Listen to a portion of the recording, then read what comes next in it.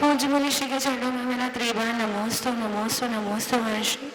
महर्षि, मेरा प्रश्न ये है कि हम लोग जब भी अपने रिलेटिव्स या रिश्तेदारों के यहाँ रहने जाते हैं तो हम अपना पूरा सामान लेके जाते हैं, पूरा सामान लेके जाते हैं, लेकिन अष्ट द्रव्य नहीं लेके जाते हैं।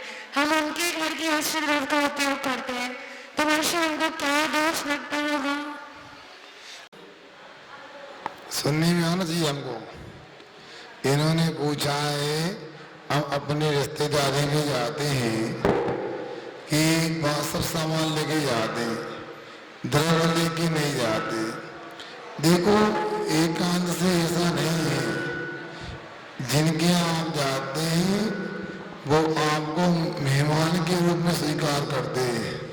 भैया आवाज देखो, आवाज गड़बड़ आ रही है ना? ठीक है, आवाज लग नहीं रहा हमको। देखो,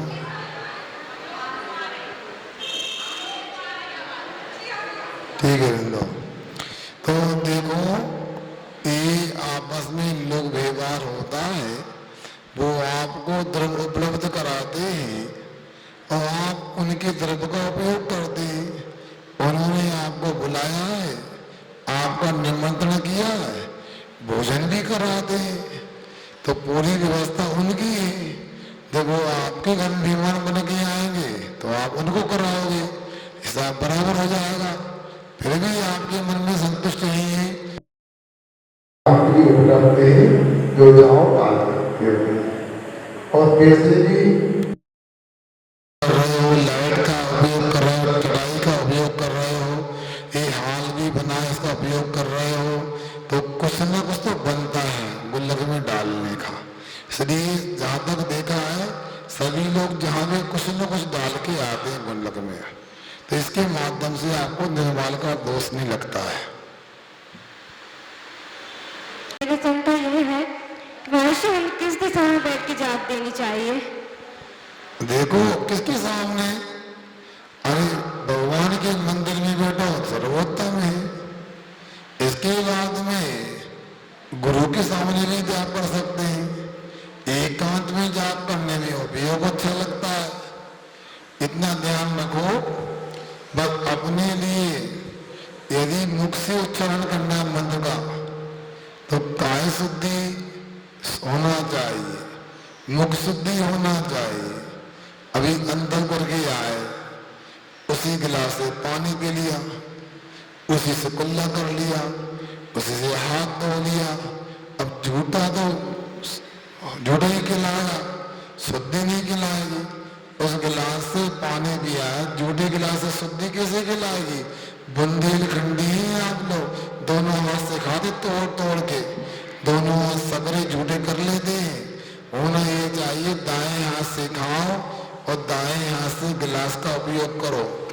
बाएं हाथ से जग का पानी लो, अंत में अंजलि में जग से पानी लगे शुद्धि करो, जग से कुल्ला करो, तब जा करके ये शुद्धि होती है। इसलिए जाप करने का तो अच्छा है, मगर आप लोगों को जाप करने में मुख शुद्धि का भी ध्यान रखना चाहिए। अगर मौन से करते हो तो मना नहीं, मगर माला पकड़ा लोगे तो वो तो अशुद्ध हो जाएगी, सकरे लग जाएंगे। इसलिए अपने विवेक से अपने को जाप करना चाहिए।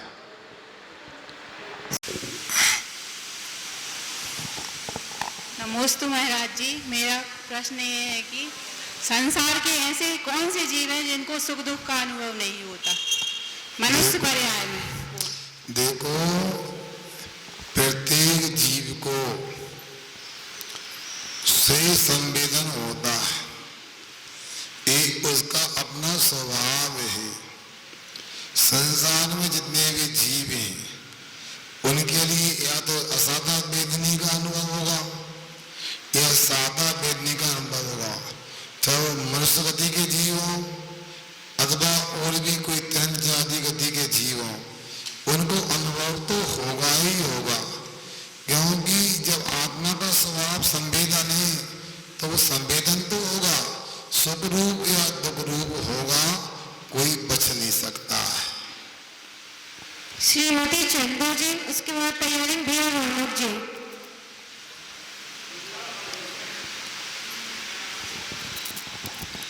आचार्य गुरुवर विद्यासागर महाराज की जय। आचार्य समय सागर जी महाराज के गुरुवर के चरणों में इतनी बार नमोस्तु नमोस्तु नमोस्तु। हे गुरुवर, मेरा प्रश्न यह है कि किसी के बुरे व्यवहार को समता से सहन करना उसका पुण्य है हमारा। गुरुवर एक प्रश्न और है। सुन नहीं पाया आपका प्रश्न कैसा आवाज?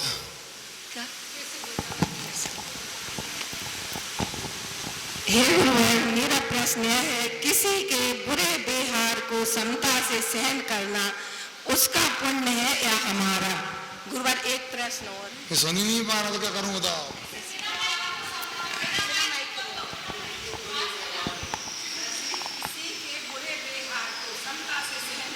व्यवहार का बोलो, बिहार समझा रहा है। अच्छा देखो, अच्छी बुरी परिस्थितियों में मन को कैसे देखिए, सामने वाला का जो भी कर्म का उदय हो, हमको उसकी ओर दृष्टिपात नहीं करना। हमें हमारा कर्म कैसा उदय में चल रहा है इसका भी विकल्प नहीं करना। तो सामने वाले के प्रति ऐसा व्यवहार करना है वो गदगद हो जाए अपने आप के लिए। वो ये कहे कि भैया मेरे जीवन में ऐसा व्यवहार किसी ने नहीं किया। और ये भी याद रखो, कोई भी संसार में व्यक्ति छोटा बड़ा नहीं होता। कभी कभी दिखने में छोटा होता है, वो भी बड़ा कमाल का काम करता है। आप लोगों के कोर्स में आप लोग क्या है, हम तो दूसरी क्लास में थे तो दूसरी क्लास में कक्षा में एक कहानी आती थी, चूहा और शेर की। नहीं पढ़ते आजकल? अब तुमने बड़ी में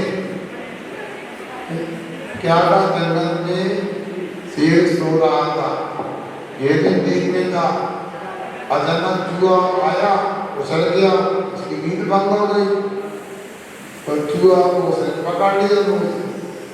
चूहा बोलता चिक चिक चिक, मुझे छोड़ दो, मैं भी आपके लिए काम आऊंगा।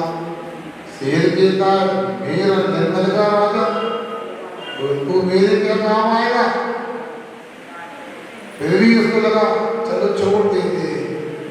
एक दिन शेर जाल में फंस जाता है तो चूहा आता है, अपनी चोंच से जाल को काटता है तो शेर को बचा लेता है।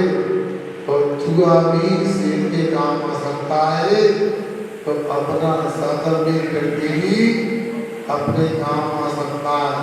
ये भूलना नहीं चाहिए। इसलिए सामने वाले का कोई भी कर्म का उदय हमें हमेशा अच्छा व्यवहार करना चाहिए। किसी को भी दुख उत्पन्न करने का भाव नहीं होना चाहिए। ठीक? और कुछ अच्छी बुरी परिस्थितियों में अपने को अच्छे स्वागत करना चाहिए और ये याद रखना चाहिए, पुण्य पाप फल माई आरोग्य को खुद आई, ये खुद कर परिजाय कोई विषय निर्णाई। लाख बात की बात है निश्चय को लाओ, थोड़ी सरल जगदंत पत्र ज्ञान ज्ञान।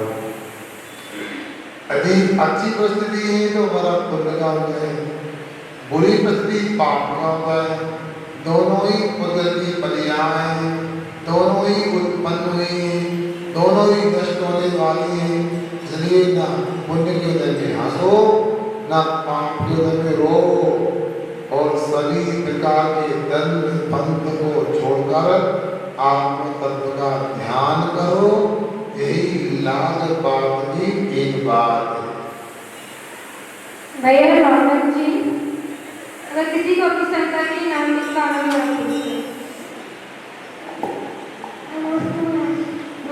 अपन भोजन कितनी इंद्रियों से करते हैं? हाँ, अपन भोजन कितनी इंद्रियों से करते हैं? अच्छा भोजन को कितनी देर करते हैं? देखो भोजन तो रसना इंद्रिय के माध्यम से होता है, अथवा भोजन स्पर्श इंद्रिय जो होते मोटे काले नादे ये सब स्पर्श इंद्रिय के विषय से ठंडा क्रमांकन होता है। रसना इंद्रिय से देखे जो स्वाद आता है, घ्राण से सुगंध दुर्गंध आती है, अच्छा बुरा होना आकार चक्षु से उसमें कुछ कुरकुरा पत्ता करने का विषय बनता है। तो ये पांचों इंद्रियां ही भोजन में अपना अपना काम करती हैं। तो हम कह सकते हैं कि पांचों इंद्रिय से भोजन करते हैं। मुख्यता तो दसना इंद्रिय की होती है और अनिंद्रिय भी होता है, मन से भी भोजन करते हैं। कभी बिना मन से करते हैं, अच्छा भोजन बन जाए मन से करते हैं, तो बुरा बन जाए तो बिना मन से खाओ भैया फेंकना अच्छा नहीं है। श्रीमती राशि जी,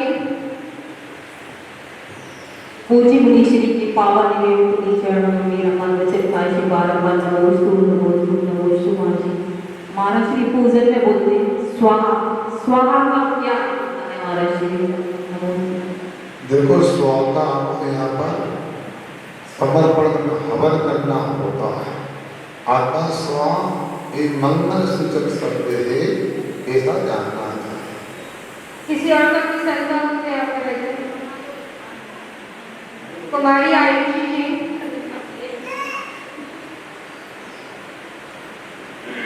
नमस्ते मासी। मेरी कुछ फ्रेंड्स हैं जो मंदिर नहीं जाते, उनका ऐसा कहना है कि भगवान तो मंदिर ही है, तो उनको कैसे समझाऊं?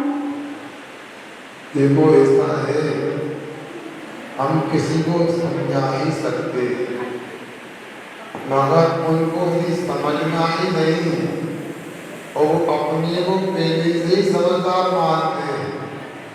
तो क्या समझा, सोते हुए को तो जगा सकते हैं मगर जो सोने का नाटक करते हैं उन्हें कौन जगा सकता है? ये मन भी भगवान है, ये आप लोगों का सोचना गलत है। मन भी भगवान कैसे हो सकते हैं? क्योंकि मन में तो अनेक प्रकार के विषय भरे और मन में भगवान है, तो हर काम मन से करना चाहिए। भोजन भी मन से करो, यात्रा भी मन से करो, व्यापार भी मन से करो, सब मन से होता है। तो उस क्षेत्र में क्यों नहीं बोलते मन से? भोजन तो हाथ से करते हैं, बना करके करते हैं, चला करके भोजन करने आते, उठा करके करते, तो वहाँ पर भी मन से करो। मगर हम लोग ये तो गड़बड़ करते हैं, दुनिया के काम मन से करते हैं, तो भगवान के दर्शन की बात तो मन से करते हैं और मन से करते हैं, मन में भगवान है। तो शास्त्रों में कहा जब भी भगवान के दर्शन करते तो मन से, वचन से, काय से करो, कृत से, काल से, रोना से करो, तब मंत्र की विधि पूरी होती है। और दूसरी बात याद रखो, मन से भगवान के दर्शन करते हो तो मन में भगवान के स्वरूप में बताओ,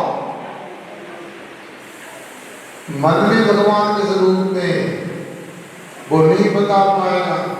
अरे भगवान के मंदिर में जाएंगे, वेदी पर प्रतिमा विराजमान है, उसमें देखो भगवान अवस्था है, कोई आवरण नहीं, कोई विकार नहीं, कोई राग नहीं, कोई द्वेष नहीं, कोई मन कसाय का लेस नहीं। ऐसी अवस्था जिसकी होती है भगवान के नाते, और उनको आंखों से देखना है। मन के भगवान को आंखों से देख सकते क्या? या दर्शन की बात हो रही है, और दर्शन तो आंख का विषय होता है। अब मन के भगवान को बताओ कैसे देखेंगे, बताओ? तो भगवान का स्वरूप पता नहीं उनके लिए, उनको अभी और समझने की आवश्यकता है। इसलिए एकांत नहीं, या तो पूरे काम मन से करो, और यदि मन से पूरे काम नहीं कर सकते तो भगवान के दर्शन भी अकेले मन से नहीं होते, तो भगवान मन में होते। ऐसा न समझो भगवान भगवान में होते, मन मन में होता। मन लगाकर दर्शन करो भगवान के, ना कि भगवान मन में होते। ये तो उनके लिए टालने की बात है और कुछ नहीं। मारुति मीरा जी।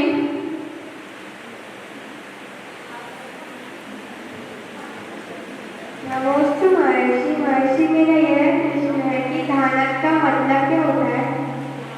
धानक का मतलब? धानक, धानक एक कवि का नाम है जिन्होंने रचना की, पूजा की, उन्होंने अपने आप को संबोधन किया है। धानक राय नाम के पंडित जी हुए।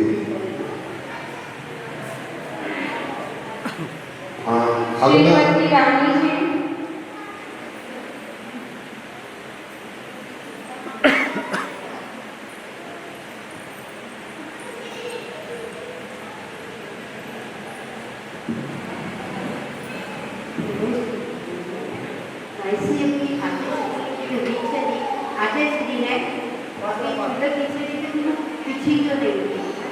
अच्छा देखो,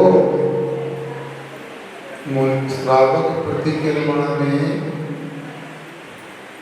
जो आलोचना 11 प्रतिमाओं की होती है, उसमें 11वीं प्रतिमा में कहा है कि 11वीं प्रतिमा के 3 स्थान होते हैं। प्रथम स्थान छुल्लक का होता है और दूसरा स्थान एलक का होता है। एलक के बारे में उन्होंने कहा है जो नियम से पिछले करता है, केस नोच हाथों से करता है, हाथ में आहार लेता है, ऐसा उद्देश्य त्यागी दूसरा स्थान रखने वाला एलक होता है। इससे सिद्ध होता है कि प्रथम स्थान वाले जो छुल्लक जी हैं वो कटोरे में भी आहार लेते हैं और केस्टोज की जगह कैंची से भी काट सकते हैं। तीसरा, हाथ में आहार लेने की बात जैसे एलक ये छुल्लक का नियम नहीं, छुल्लक हाथ में भी लेते हैं, कपड़ों में लेते हैं। पिछी के बारे में यदि एलक जी का पिछी लेना नियम है तो छुल्लक जी पिछी भी रख सकते हैं, मयूर पंखों की, और कपड़े का उपयोग भी कर सकते हैं। ऐसा आगम में कथन है। कोई आचार्य महाराज ने अंत समय में 2 बार दीक्षा देकर के, 3-4 बार दीक्षा देकर के उस परंपरा को अपने सामने रखा है। श्रीमती पुष्पा जी।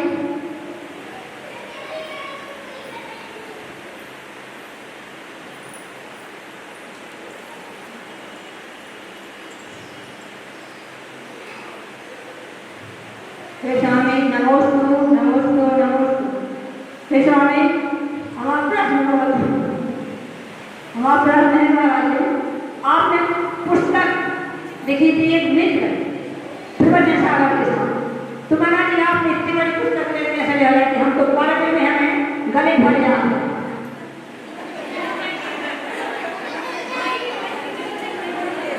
हम इनका अपने सुनने की बात को ये समझे हैं, इन्होंने कहा कि आपने जो मित्र पुस्तक लिखी है मुनि श्री प्रवचन सागर के विषय में, तो ऐसी पुस्तक कैसे लिखी हम बोलो बात ये पूछा था। हाँ हाँ सुनो, आपसे कहें यदि अंतरंग से कोई काम करते हैं उसका प्रभाव काम में भी दिखाई देता है। मुनि श्री प्रवचन सागर महाराज और उनमें ब्रह्मचारी अवस्था से उनकी समाधि तक साथ रहा और ऐसा हमारा संबंध था, यदि हमने सामायिक कर ली तो लोग कहते थे कि उनकी भी सामायिक हो गई। उन्होंने प्रतिक्रमण कर लिया तो समझ जाएंगे कि इनका भी प्रतिक्रमण हो गया। साथ में उठना बैठना, साथ में खाना पीना, साथ में आना जाना होता था और साथ में लड़ना झगड़ना भी हो पाया है। मतलब वो ऐसा झगड़ा बिगड़ना नहीं, जैसे आश्रम में रहते थे। अब यह नियम का कि 4 बजे जो प्रार्थना में आएगा, पाठ में आएगा, उसके लिए भी आश्रम में दूध का दान बनेगा। जो नहीं आएगा तो दूध बंद, दूसरे दिन नहीं आया तो भोजन बंद, तीसरे दिन तो आश्रम बंद। इतने स्ट्रिक्ट तरीके से संचालन करते थे। तो क्या हुआ कि कुछ कर्मचारी लोग पाठ में नहीं आए, उन्होंने देखा तो दूध का बात नहीं आया, तो हम चुप रहे। अब एक दिन वो भी पाठ करने नहीं आए, तो बोले दूध नहीं पिएंगे, हम तो पीना पड़ेगा। जब तुमने दूसरे को दिया तो तुमको पीना पड़ेगा, हम नहीं आए। तो ऐसा चलता था। और उनकी साधना ऐसी थी कि उसमें कोई प्रश्न खड़ा नहीं कर सकता था, अपनी चर्या अपने तरीके से करते थे। और अंतिम समय में भी कुत्ते ने काट लिया, काटने के बाद भी उनको चिंता नहीं कि कुत्ते ने काट दिया, हमको चिंता कि कुत्ते ने काट लिया क्या होगा है। और अंत में जब हमारा प्रथम बार स्थायी रूप से संसद बाहर ध्यान हो रहा था, तो हमारा स्वास्थ्य खराब था, तो परम पूज आदिश्री से शुद्धि के समय में ऐसा बोल दिया, आदिश्री आप जन्मत दूर रहे थे तो बहुत थकान लग रही है, हमें क्या मालूम था इसका क्या ले लेंगे। उन्होंने समझ लिया कि ये अभी स्वस्थ नहीं हुआ है, चलने में दिक्कत होती है। तो आहार के बाद उन्होंने बुलाया, समय के पहले सुनो हमको बिलासपुर की तरफ बिहार करना है, मतलब हमको चले नहीं, तुमको नहीं हमको करना है।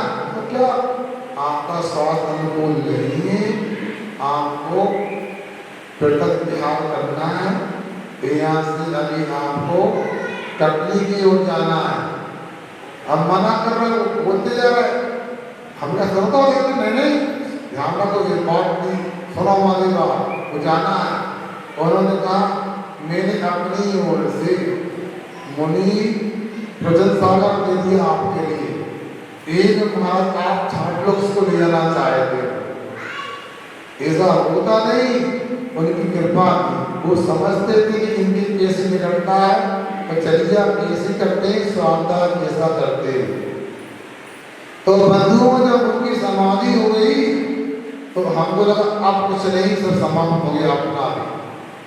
और वहां से कटनी आए, कटनी में समाधि के बाद हमारा प्यार कुंडलपुर हुआ अकेले, और बिहार हुआ तो 1 महीना तक हमको वो बातें याद नहीं जो हो गई थी। हमारा मानस अभी पूरी तरह से व्यवस्थित नहीं था स्वाध्याय आदि करने को। अब मन लगाया तो कैसे लगाया, तो हमने पेन कॉपी लिया, लिखना चालू कर दिया, महाराज को याद आई रही है लिखो। तो याद आते आते और कागज में लिखते लिखते वो मित्र पुस्तक बन गई, और उसके साथ बहुत सारे फोटोग्राफ्स ले बेगम मजाती के उनको जोड़ दिया, तो ऐसी पुस्तक बन गई। जब देसी नगर में 2004 में चंद्रमास था तो उसका विमोचन हुआ आज सदी के सामने लवरा गार्डन में, वहाँ भी हुआ देसी नगर में। तो 1 महीना को पुस्तक पढ़ने मिल गई, तो पुस्तक पढ़ के रोने लगी जोर जोर से, लोग इकट्ठे हो गए। तो उसके पति ने पूछा क्यों रो रही हो, भाई ने सुझे देगा, भाई उनका सास ने बोल दिया क्या, और रोने लगी। ये तो तमाशा देखे चुपचाप चलो, तो वो मुझे सीधी माँ नीचे आ गए। अब शाम को अंदर करने गए, रो रही थी, रो नहीं रहे थे, मित्र पुस्तक पढ़ रहे थे।